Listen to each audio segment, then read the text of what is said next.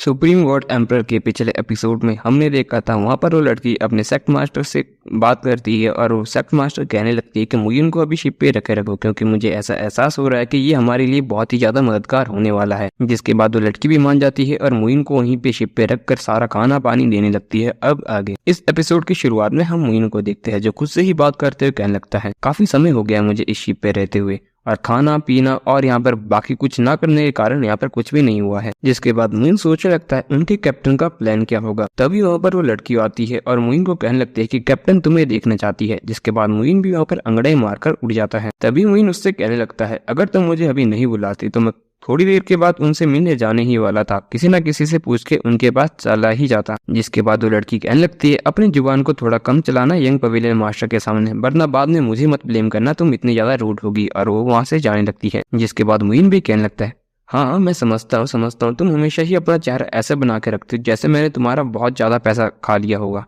और वो दोनों ही यंग मास्टर से मिलने चले जाते हैं। जिसके बाद मुइन और दोनों लड़कियां उस यंग मास्टर के पास चली जाती है। जिसको देखने के बाद मुइन काफी ज्यादा हैरान होता है और सोचने लगता है अच्छा असल में यंग पवेलियन मास्टर एक फीमेल है। जिसके बाद यंग पवेलियन मास्टर भी आई किंग को बाहर जाने के लिए कहती है और कहने लगती है मैं मुइन से अकेले में कुछ बात करना चाहती हूँ। जिसके बाद आई किंग भी वहाँ से बाहर जाने लगती है। जिसके बाद वो भी मुइन से पूछने लगती है क्या तुम्हारा नाम मुइन है। जिसके बाद मुइन हामी भरता है। जिसके बाद वो मुइन से आगे सवाल पूछती है क्या तुम मुझे ये चीज बता सकते हो तुम उस कॉफिन में क्या कर रहे थे। जिसका जवाब देते हुए मुइन कहने लगता है असल में मैं मर चुका था। जिसके बाद कुछ लोगों ने मुझे उस कॉफिन में बंद करके सी में फेंक दिया, लेकिन असल में मैं जिंदा था और बच गया। उसके बाद आप लोगों ने मुझे यहाँ पर बचा लिया। जिसके बाद यंग पवेलियन मास्टर भी कहने लगती है ये किस तरह के लोग हैं जो एक जिंदा इंसान को एक कॉफिन में मरा हुआ समझ के डाल देते हैं। जिसके बाद मुइन उनसे कहने लगता है ये मेरा एक पर्सनल मैटर है, इसीलिए मैं आपको इसके बारे में तो नहीं बता सकता। जिसके बाद उसके चेहरे पर हैरानी तो होती है मुइन के स्ट्रेट जवाब सुनने के बाद, लेकिन तभी वो अपने हाथ में एक स्क्रोल निकालते हुए कहने लगती है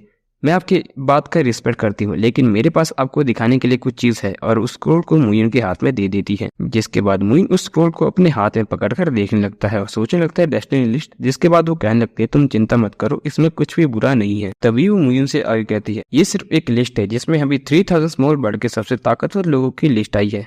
मुझे लगा कि शायद मुइन भी इस चीज पे इंटरेस्टेड होगा। जिसके बाद मुइन भी सोचने लगता है ये मुझे ये लिस्ट क्यों दिखा रही है, शायद ये जानना चाहती है मैं किस सेक्ट से बिलोंग करता हूँ। जिसके बाद मुइन उससे कहता है मैं ऐसी लिस्ट को बहुत कम ही देखना पसंद करता हूँ। जिसके बाद वो यंग पवेलियन मास्टर भी कहने लगती है जो तुम्हें टॉप 3 लोग दिख रहे हैं ना वहाँ पे गु फेंगयंग, बाई जुई और डू योआही, ये रिप्रेजेंट करते हैं 3000 स्मॉल बर्ड के सबसे खतरनाक जीनियस को या सबसे ताकतवर लोग भी तुम कह सकते हो। जिसके बाद मुइन उन टॉप 3 का नाम देखता है और उस लिस्ट को वापस वहीं पर रख देता है और कहने लगता है मैं इनमें से किसी को भी नहीं जानता और मुझे ये बात समझ नहीं आ रही है मिस बाव मुझे ये डेस्टिनी लिस्ट क्यों दिखा रही है। जिसके बाद मिस बाव भी सोचने लगती है ऐसा लगता है कि हम जियांगकोंग माउंटेन के लोगों को खारिज कर सकते हैं और उस स्क्रोल को उठाकर वहाँ पर नाम पढ़ने लगती है। जिसके बाद वो मुइन को लिस्ट वापस देते हुए कहने लगती है एक बार इसे फिर से देखो, जो 297% था वो असल में हान तियानवे था जो कि यानहुन ट्यांगोंग से था, लेकिन अब यहाँ पर देखो वो मर चुका है और जिसने उसको मारा उसका नाम भी आपके तरह ही है। और एक और बात बताऊँ आपको,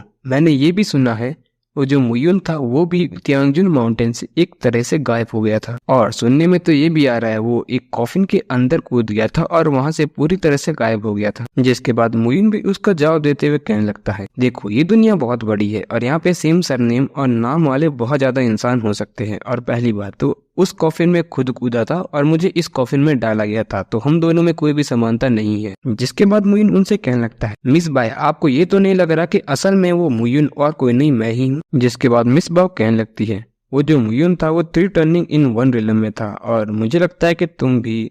जिसके बाद मुइन उनसे कहने लगता है नहीं आप बिल्कुल ही गलत हो। जिसके बाद मुइन अपना गोल्डन एलिक्सिर बाहर निकालता है जिसको देखने के बाद वो काफी ज्यादा हैरान हो जाती है और सोचने लगती है इस गोल्डन एलिक्सिर के साइज को देखो, ये डेफिनेटली वैसा बिल्कुल भी नहीं है जो कि फ्यूचर में फेदर फेरी रिलम के पास आने वाला है। जिसके बाद मिस बॉबी सोचने लगती है लगता है मैं इस बार ही गलत हूँ। जिसके बाद मुइन उनसे कहने लगता है अब तो आपको यकीन हो गया, वैसे भी अगर कोई जीनियस भी होगा ना उसे भी फेदर फेरी रिलम के पहले लेवल तक पहुंचने के लिए कम से कम 1 साल लगेगा। तभी वो कहने लगता है और मुझे इस बात का डर है अगर मैं वही मुइन होता तब अभी भी मैं उसी 3rd लेवल पे होने वाला था रिलम ऑफ यूनिटी के, लेकिन जैसा कि आप देख सकते हैं मुझे तो फेदर फेरी रिलम में पहुंचकर काफी समय हो चुका है। एटलीस्ट उस समय तक तो हो ही गया जब उन्हें लगा कि मैं मर चुका हूँ। जिसके बाद मिस बाव हंसते हुए कहते हैं ठीक है, अगर ऐसी बात है तो मुझे लगता है कि मिस्टर मुयुन मेरी इस बात को जरूर मानेंगे। क्या आप मेरे तियानबो पवेलियन को ज्वाइन करना चाहोगे ताकि आप मेरे प्रोटेक्टर बन पाओ? जिसके बाद मुयुन कहने लगता है, मिस बाओ आप मजाक कर रही हो ना, मैं सिर्फ अभी युक्जेन रिलम में हूँ जो कि मेजर गोल्डन एलिक्सर को ही पा चुका है, और वैसे भी मिस बाओ आप तो मुझसे ज्यादा स्ट्रॉन्ग हो, तो मैं आपका गार्ड कैसे बन सकता हूँ? जिसके बाद मिस बाओ हंसते हुए कहती है, यदि ऐसा है तो क्या मेरे चारों ओर ऐसे रक्षक नहीं होंगे जो मुझसे अधिक मजबूत हो? जिसके बाद मिस बाओ